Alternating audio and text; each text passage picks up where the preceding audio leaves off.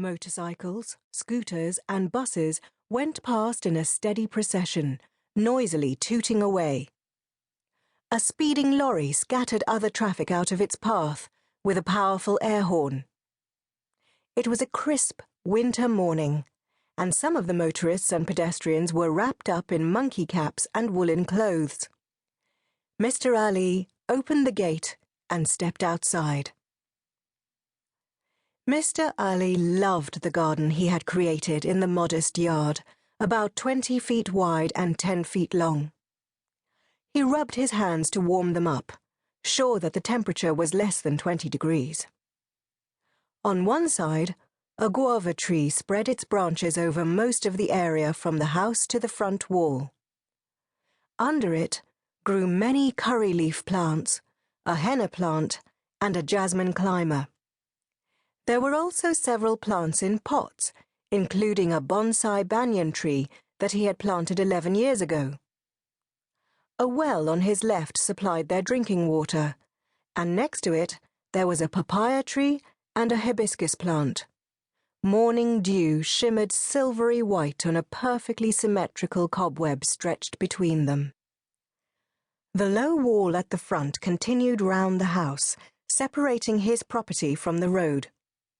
He took a deep breath, taking in the fragrance of the jasmine flowers, and enjoyed the illusion of being in a small green village, even though his house was on a busy road in the middle of a bustling city.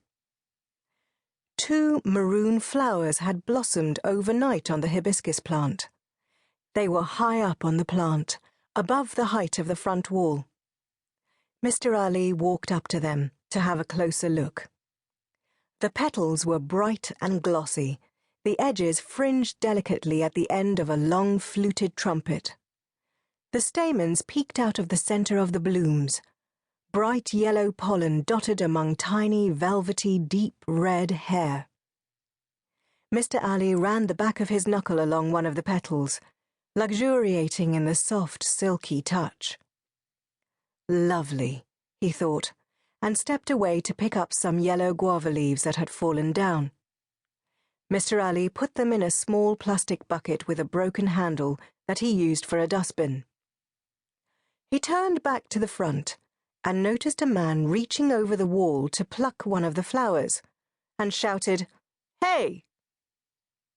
The man jerked his hand away, detaching the flower from the branch. Mr. Ali walked over to the front gate and opened it. The thief looked like a respectable man. He was wearing smart clothes. He had a mobile phone in his shirt pocket, and he was carrying a leather briefcase in one hand. In the other, he held the bright blossom. "Why are you stealing flowers from my garden?" Mr. Ali asked. The man said, "I am not stealing them. I am taking them to the temple." "Without my permission," Mr. Ali said angrily. The man just turned and walked away, still holding the flower. "What's happening?" asked Mrs. Ali from the veranda. Mr. Ali turned back and looked at his wife. Her hands were covered with flour and dough from the morning chapatis. "Did you see that?" Mr. Ali said, his voice rising. "That man just—" "Why are you surprised? It's not unusual. These people want to lay flowers at the feet of the idol at the temple. It's just that normally you are not awake at this time. And anyway, don't start shouting so early in the morning. It is not good for your health," she said. "There's nothing wrong with my health," muttered Mr. Ali. "I heard that," said Mrs. Ali. "There's definitely nothing wrong with your ears," he said, turning back to close the gate. "Hey!" he shouted. "Shoo! Get out! Out!" A white, skinny cow rushed back outside through the gate. It must have come in when his back was turned. Something red flashed in its mouth.